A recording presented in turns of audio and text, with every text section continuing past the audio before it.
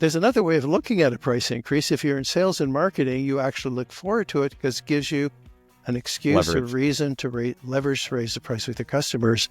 So that's something that procurement can do. They can, see that, okay, it's bad for procurement, but it could be good for the company. I'm not suggesting that you creep the price up, but if your customer is watching your costs, they'll have a way of knowing whether 2 or 3% is fair. But the point is that it's actually an opportunity to raise your margins if you look at it from an overall company point of view.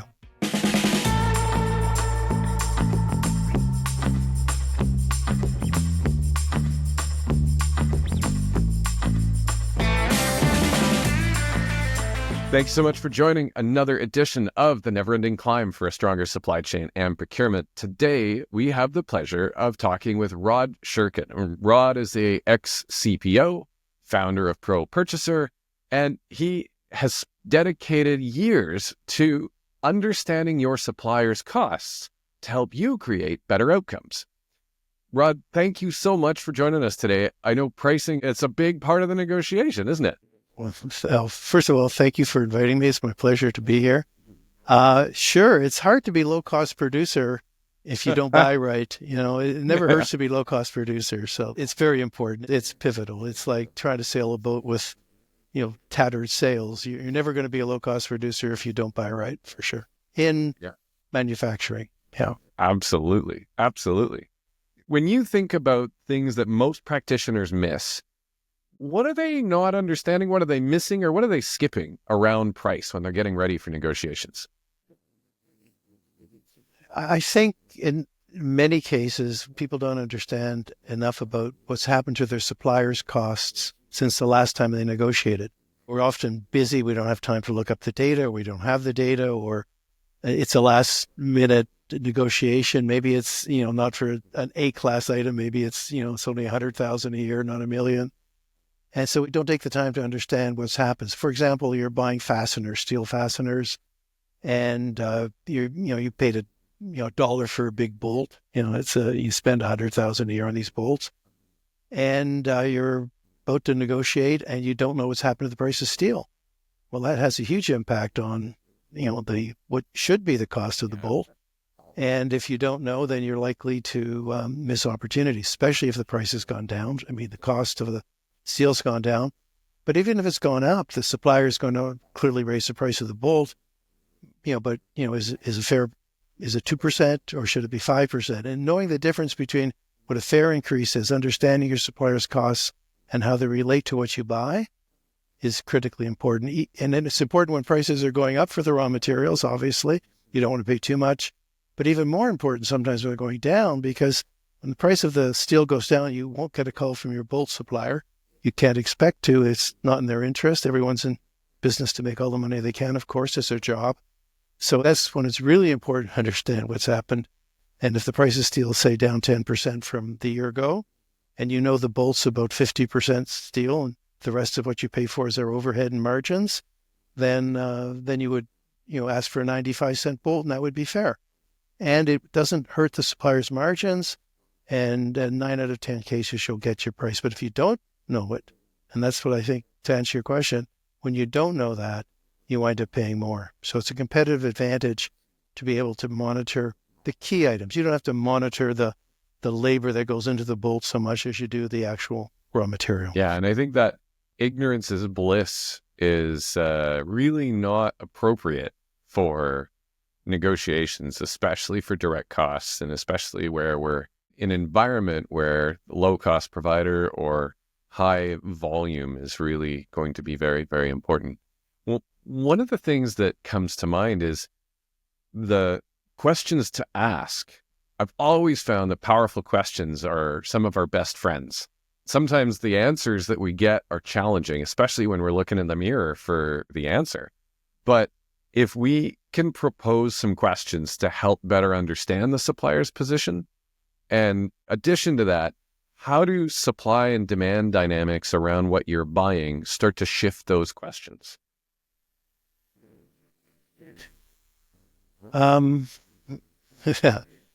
Wow, great question. If you've done your homework and you understand that you should be paying 95 cents for the bolt, let's just use the bolt as an example. It could be injection molded plastic part. It could be a paper cardboard container. It could be a wooden pallet. It doesn't really matter what the raw material is. So let's just use the bolt.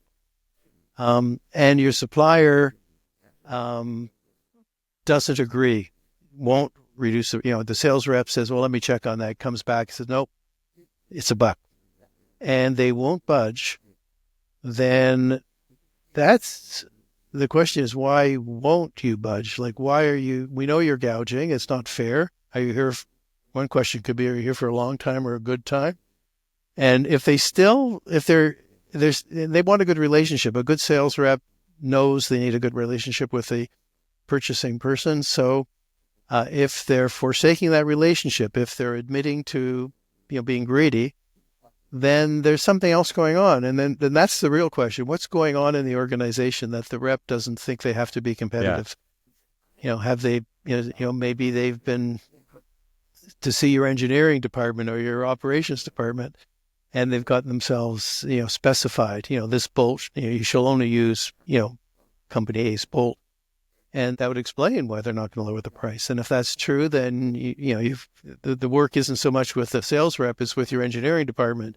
Explain to them, look, this is costing us $30,000 a year or $100,000, whatever it is, and maybe they'll see reason, and maybe they'll be a little more accommodating and specifying other suppliers, or it might be something else. And so the questions you ask, really, if you're armed with the data and they do not, play fairly, then I guess the question is, why not? And that becomes something that you have to bump upstairs and find out. It becomes more than a procurement issue. It becomes a strategic risk issue, because you're not going to be low-cost producer if your suppliers will not respond to fairness. If price creep and margin creep, that's what we call that.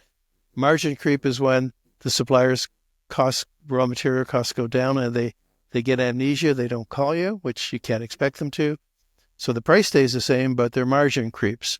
And price creep is when the raw material goes up and they come to you for an increase, which always happens, which is fair, by the way, but they're raising it more than they really need to. So instead of raising it 3%, they're raising it 4%.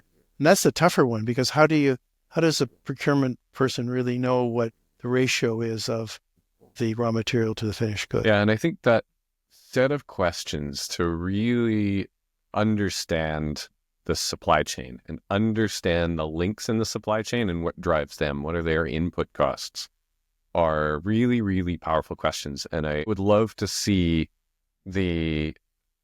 I'll call it the extra strategy applied to more negotiations. And I know there's so many category leads and buyers out there that are super busy and they're really stretched for time. Some organizations have really leveled up and created a category strategy where they understand this and they understand the supply dynamics, the demand dynamics. And one of my favorite examples, that if somebody hasn't thought about this, because there's some uncertainty around supply chains and in the world today. So if we imagine a point where a chemical company, instead of saying, no, don't you dare increase your prices, which all of the other companies were doing, they said, listen, I know supply is getting really tight, so I don't care what the price is, ship me double. And then fast forward a little while, they doubled their market share because they appropriately adjusted their questions and their tone, their strategy, their interaction with their suppliers in fairness and in alignment with the strategy of actually fundamentally having a supply chain that had the supply that their customers then go buy. And so for that organization, by really thinking about the negotiations and where their suppliers were coming from, it created the conditions where that organization, because of their supply chain team, they were able to double their market share on the customer side because they actually had product to ship. And they were conscious of and strategic about the supply and demand dynamics that were shifting and asking the right questions. And I hope more folks can do that, because it is such a powerful set of questions that can insert the wait, no. I need the right type of thinking, not just autopilot for the same kind of, well, let's talk about whether it's a 3 or 4% that you might automatically get into without checking I'll call it checking your work and checking your suppliers. I love I love examples like that. That's procurement 201, not 101 for sure. Yes. Yeah. In that same vein, Sean, lots of times, if you understand, if you can develop a relationship with your sales rep, and quite often it takes a few of these negotiations, because the first time you say no, they'll go back to the sales manager. Sales manager maybe has to go to his boss or her boss, and eventually you find out that, hey, this is all true. Lots of times the sales reps don't know what's driving their costs or why they're being asked. They're given marching orders, and sometimes the marching orders are aimed at upping the margin rather than just covering the cost. Yeah. But eventually it gets to the point where once the supplier realizes that they can't raise the price more than is fair, and that they have to fess up when their costs go down because you're watching, then to talk to your point about how the procurement can influence the overall profitability of the company. Obviously, you're not paying any more than you need to because you've avoided price and margin creep. But more than that, when the price of the raw material legitimately is up and there may be a shortage, to your point, then the procurement folks need to go to the sales and marketing people and say two things. A, there really is an increase coming. I got a good real life example of this. And you can raise your price, and legitimately, because you can show the same graph to your customers that shows, the price of, I worked for bulk. Quick story. I worked for bulk packaging. We made pop cans and beer cans, 2-piece aluminum cans. And you can imagine that, a lot of what, we charged, say, 10 cents for the can. I can't remember exactly. But there'd be at least 5 or 6 cents worth of aluminum. And one day, and I was head of procurement, and one day Reynolds and Alcoa simultaneously announced a 4% price increase on the aluminum. And that what we didn't know was coming. And it was huge. I mean, we were a $200 million company. We spent $100 million on aluminum. And now you're spending 105. That was, yeah, I think it's right. And we were 10 million PBT. Profit before tax was 10 million. And that's 4% on $1 million was 4 million. So we were going to go from 10 down to 6. And that was huge. I mean, presidents get fired for that. That was, so I went to my boss. My boss was the VP of sales and administration. Now that's interesting. And the administration is why I reported to him. But the sales was what was interesting because I was reporting to a sales executive. I never, what procurement. I've seen it first happen. I didn't. It was kind of yeah, it does. And when I'm looking back, it was wonderful. But so I went to him. I said, "Hey, Bill," I told him the story. We got this 4% increase. We didn't budget it, and I don't know what to do. And he goes, "Yay!" I said, "What do you mean, yay?" He says, "I can raise the price." Yeah. I said, "What do you mean?" He says, "Well, how much do we need to cover, the cost of the aluminum?" I said, "Well, we're a $200 million company. Well, that would be 2%. That's how you collect the." So he said, "I'll raise the price 3." He said, "Because how would the customer know?" Yeah. The aluminum just went up 4%. We're only going to raise it 3 because, we love you. We love you. Yeah. If you promise not to tell anyone else. Yeah. So he did. I think he got about 2.8 on average, but you can see what happened there. That 0.8, let's call it 3. That 3% on 200 million was 2 million, went from a $10 million profit before tax as a company to a 12 million. And all the senior management maxed out on their bonuses that year. And all of a sudden I went, there's another way of looking at a price increase. If you're in sales and marketing, you actually look forward to it because it gives you leverage, an excuse or reason to leverage to raise the price with your customers. So that's something that procurement can do. They can, see that, okay, it's bad for procurement, but it could be good for the company. I'm not suggesting that you creep the price up, but if your customer is watching your costs, they'll have a way of knowing whether 2 or 3% fair. But the point is that it's actually an opportunity to raise your margins if you look at it from an overall company point of view. And I think that perspective and maintaining that view of it is a supply chain, not strictly procurement, is so critical. And I love it when the translation and the ripple effects of one change can ultimately create some good results in a whole host of other areas. And I think we're all going to need to be really good at dancing with some changes and some ripples that are just going to keep coming in supply chain. People think supply chain's boring, but I haven't met some supply chain leaders that actually led a boring lifestyle. There's always a fire. So It's a wonderful position to be in. It's not boring at all. You're the bridge between the supplier and your Yeah. company. And we even talked about, the things you can do that are fun and creative, like joint projects to save money. And well, we can talk about that a little Oh, I later, love maybe, that. if we have time. If we had maybe one more question to land the plane, as a leader, how would you encourage leaders in procurement teams and supply chain teams to help measure their performance of their teams in negotiations? Obviously, there's the budget, there's the base price, but there's more to it than that. And I come back to it with this example of the category manager that was so proud of negotiating so hard that the vendor was too busy to meet with him when he was in town. And that to me is a giant 4-alarm fire if that's a critical part. In that case, it was.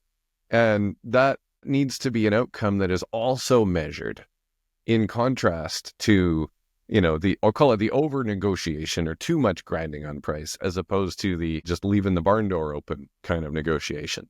What would you help add for folks to think about that better?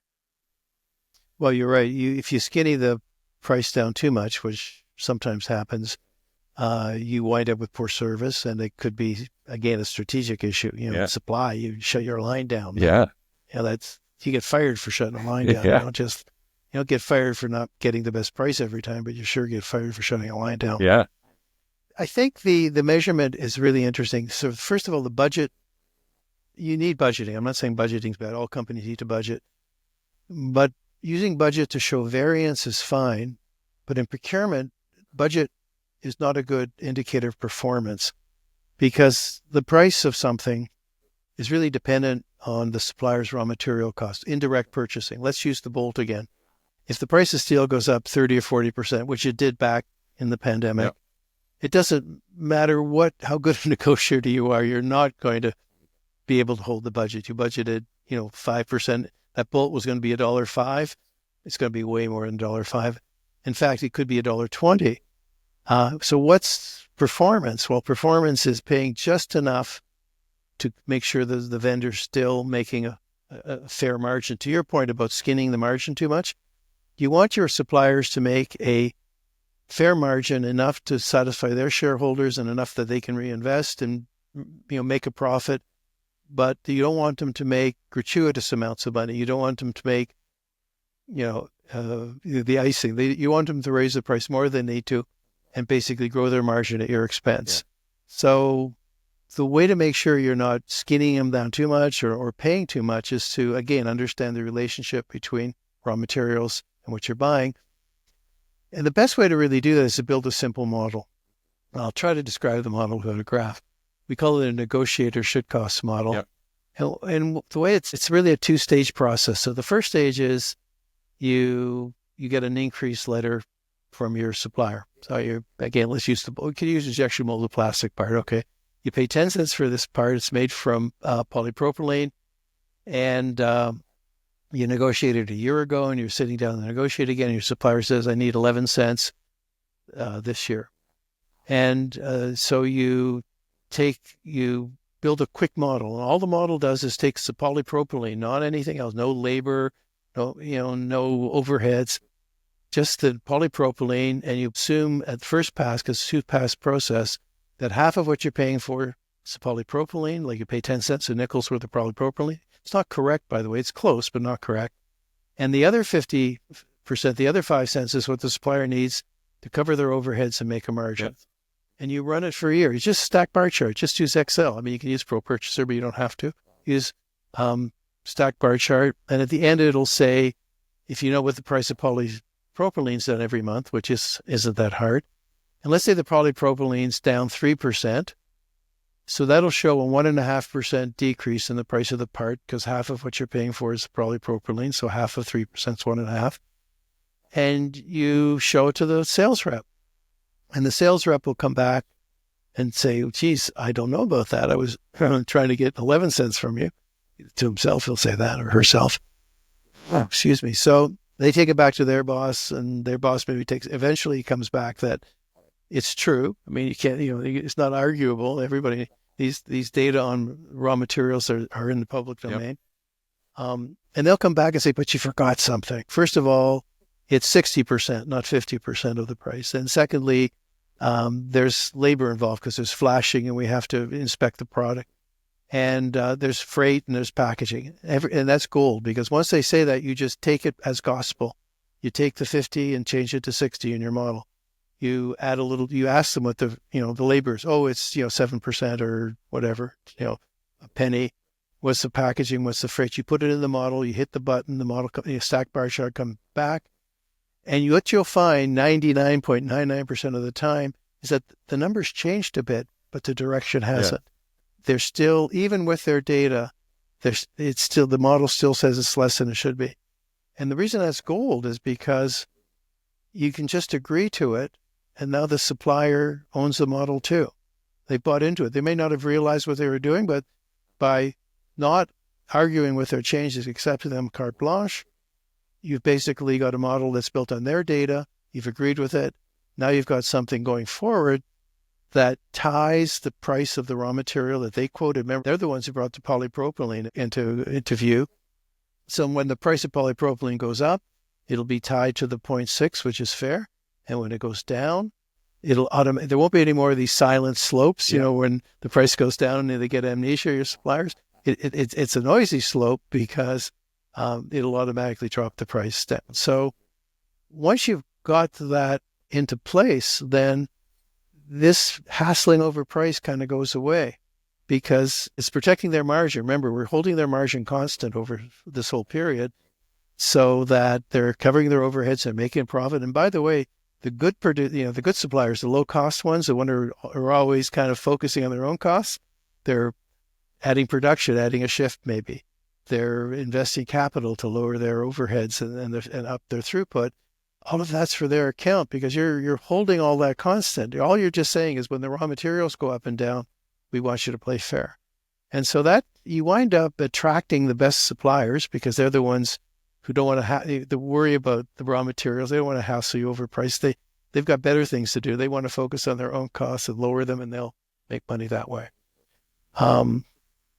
And so just as a last point is, if you think about it, if you can keep your costs on that curve, this should cost model curve, that's a great way to measure your success because if you're above it, then there's margin creep or price creep. And if you're on it or below it, then you're working constructively with your supplier. And you might think, well, maybe suppliers should be skinny his margin a little bit. Yeah, it's possible. You can work together on projects. Maybe you can change your order quantities. You can change the specifications. You can change the shipping quantities. There's lots of ways you can work together with a supplier and save money and share 50-50. Then you will get below that. But by doing that, our research shows that because most procurement folks don't have time to do it, they don't build the models, that it actually gives you a competitive advantage. So that's a great way to measure and a great way to get a competitive advantage at the same time. I think the other thing that I love about the approach, the model, the philosophy around this is that it creates what I would call more of a partnership and, in my view, strengthens the supply chain because the supplier understands that you want them to have a healthy margin and just not too healthy at your own expense. And this sort of target space I've found can really reinforce, and I think we've both seen lots of examples of where that really creates the long-term partnerships as opposed to the feeling of some suppliers where they're coming out of the OK corral and the customer's got both guns out and they're saying, dance, vendor, dance, because that just creates resentment.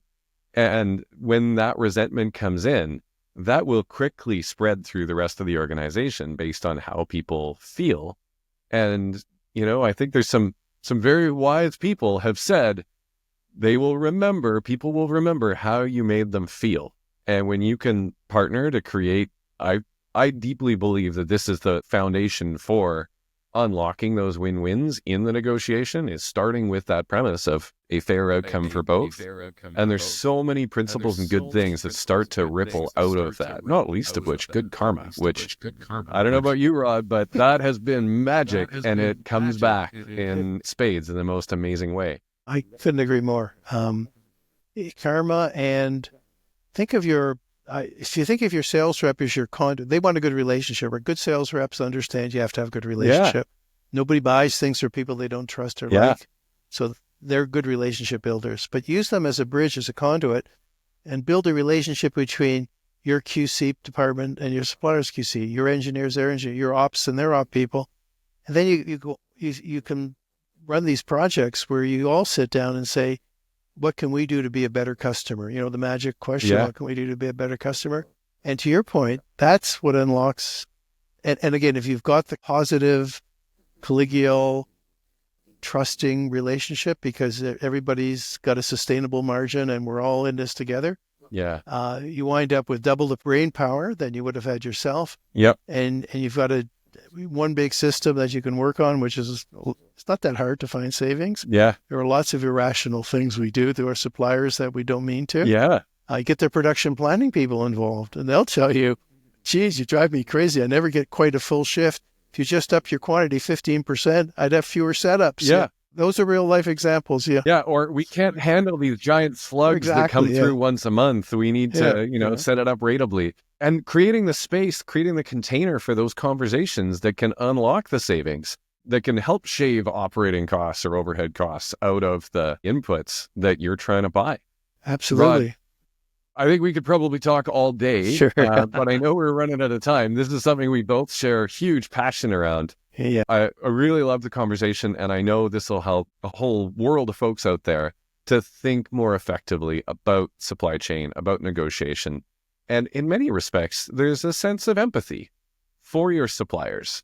And I think that whether you were a supplier or a customer, creating that empathy for understanding the other side in a negotiation and then creating those outcomes is fundamental to some of the best negotiated outcomes that I've ever seen. So, Rod, thank you for helping lay it out how it needs to work and what good looks like.